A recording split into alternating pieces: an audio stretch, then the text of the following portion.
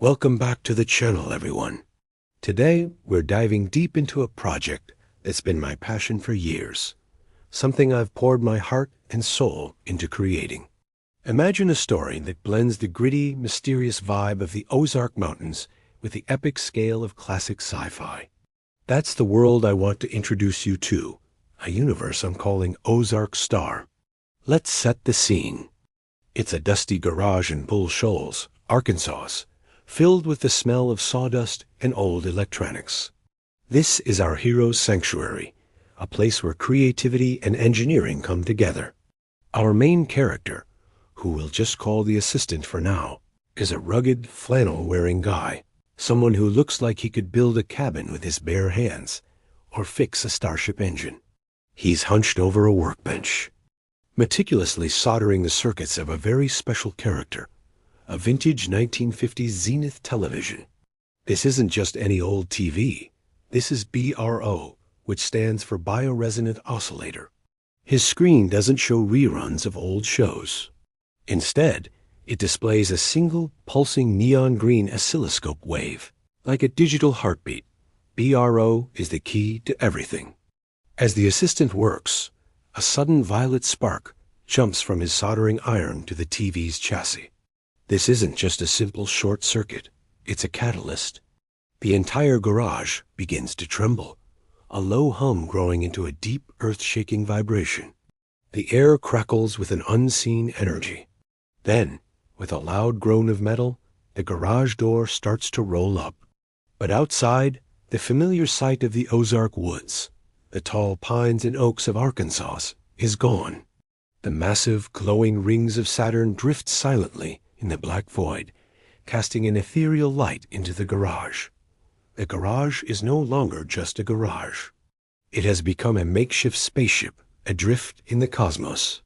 Inside this surreal scene, BRO's screen flickers to life. The neon green wave pulses with a new intensity, a new awareness.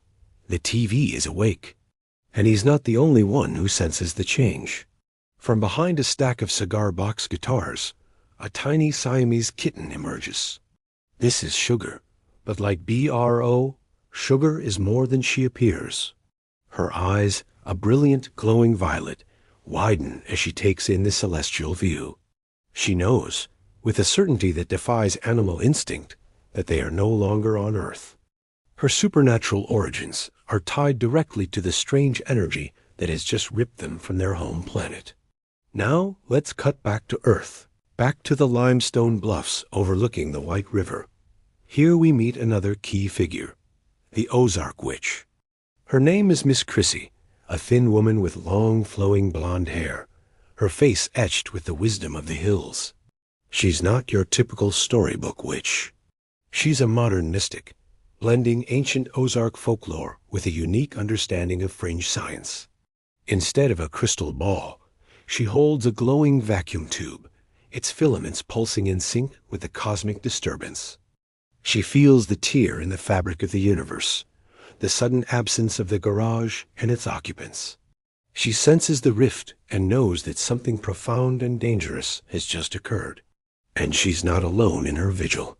Nearby, a translucent, flickering blue apparition materializes. This is the ghost of Dave Neal, a legendary 1950s radio DJ known as the Midday Maverick. He's a local legend, a voice that once echoed through every valley and hollow in the Ozarks. Now, he's a spirit trapped between worlds, his form tethered to his old broadcast equipment. He stands behind his vintage radio microphone, his spectral headphones clamped over his ears. He's sending out an emergency broadcast, a signal aimed not at the local towns, but across the stars. He's calling out into the void, a ghostly beacon trying to guide the boys, our lost assistant, and BRO back home. This is just the beginning of their story. A mechanic, his sentient TV, and a supernatural kitten lost in space. And back on Earth, a witch and a ghost working together to bring them back. It's a story about getting lost and finding your way home, about the hidden magic in forgotten places, and the extraordinary connections that bind us across space and time. It's Ozark Gothic meets cosmic adventure, and it's a world I've been so excited to build and share. The visual style is crucial to this. Think cinematic, 4K, with a gritty, film-like quality. The aesthetic is what I call Ozark Gothic, all set against the cold, infinite beauty of space. We want you to feel the dust in the garage and the chill of the void. The character designs are also critical. BRO is this piece of iconic retro-futuristic tech. The assistant is the grounded, capable everyman. Sugar is this adorable but powerful creature of mystery. So what's next for Ozark Star? This is just the opening scene, the first glimpse into this universe. I have so many ideas for where this story can go. The challenges the assistant will face, the planets they might discover, the cosmic entities they might encounter. And back on Earth, there's a whole universe of stories to tell. I'm creating this not just as a narrative, but as an immersive world. I've been developing the lore, designing the characters, and storyboarding these key moments for a long time. The clip I've described is the launchpad for the entire saga. It establishes the tone, the characters, and the central conflict. My goal is to create something that feels unique and memorable, a blend of genres that you haven't seen before. A story that's both deeply personal and epically grand. I'm incredibly excited to be on this journey, and I want to thank you all for being here to see the very beginning of it.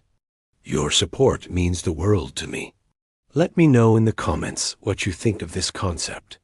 Which character are you most excited to learn more about? What do you think happens next? I read all the comments, and your feedback is a huge part of this creative process. Thanks for watching, and don't forget to like and subscribe for more updates on the world of Ozark Star. We've got a long way to go, and I can't wait to share the ride with all of you.